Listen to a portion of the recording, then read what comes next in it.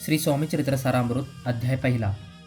सर्वप्रथम ग्रंथकर्त्यांनी श्री गणेश, माता सरस्वती, गुरु, कुलदेवता आणि श्री स्वामी समर्थ महाराज यांना नमस्कार केले। श्री स्वामी समर्थ महाराज हे एक संत नसून परब्रह्माचे स्वरूप आहे। ते ब्रह्मानंद स्वरूप, परम सुखदायी, आकाशासारखे व्यापक, निर्मळ आणि अचल आहेत। यानंतर ग्रंथकर्त्यांनी भगवान विष्णूंच्या स्तवनात क्षीरसागरात शेषनागरावर विराजमान असलेले मायेचे चक्र चालणारे, संपूर्ण विश्वाचे निर्माते व पालनकर्ते असे सांगितले आहे। पुढे गणेशांच्या स्तवनात गजवदन म्हणजे हत्तीचे मुख, एकदंत फरशा म्हणजे कोराडीसारखे शस्त्र हातात धारण करणारे शिवपुत्र गणेश हे विघ्नहर्ते असल्याने ग्रंथ निर्विघ्नपणे पूर्ण व्हावा म्हणून आशीर्वाद ग्रंथकर्त्या मागत आहेत। त्यानंतर श्री सरस्वती मातेच्या स्तवनात देवीच्या कृपेने मनुष्य विद्वान, ज्ञानप्राप्ती होतो असे सांगितले आहे। गुरुचे महत्त्व सांगताना माता पिता जसे जीवन देतात तसेच गुरु आध्यात्मिक जीवन देतात, त्यामुळे गुरूंच्या चरणावर वारंवार नमस्कार करावा। त्यानंतर भगवान दत्तात्रयांच्या वर्णनात ग्रंथकर्ता म्हणतात, अत्रि ऋषींचे पुत्र, त्रिदेवांचा म्हणजेच ब्रह्मा विष्णू महेशांचा अवतार म्हणून दत्तात्रय पृथ्वीवर विविध युगात धर्म संस्थापनेसाठी अवतार घेत। त्याच दत्तात्रयांचा अवतार म्हणजे श्री स्वामी समर्थ होय।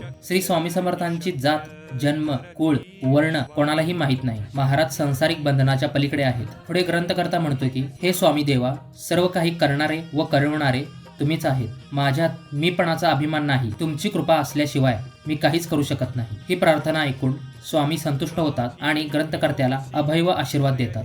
पुढे ग्रंथकर्ता सर्व संत, ऋषी, महान कवी आणि भक्त यांना नमस्कार करतो। यांच्या कृपेनेच ग्रंथलेखना शक्य होईल असे म्हणतो। त्यानंतर ग्रंथकर्ता आपण सर्व श्रोत्यांना म्हणजेच ऐकणाऱ्यांना म्हणतो की, तुम्ही ज्ञानी, विद्वान आणि विवेकी आहात। माझी भाषा अलंकारिक किंवा संस्कृतीनिष्ठ नसली तरी भक्तिभावाने पूर्ण भरलेली आहे, त्यामुळे तिचा आदराने स्वीकार करा।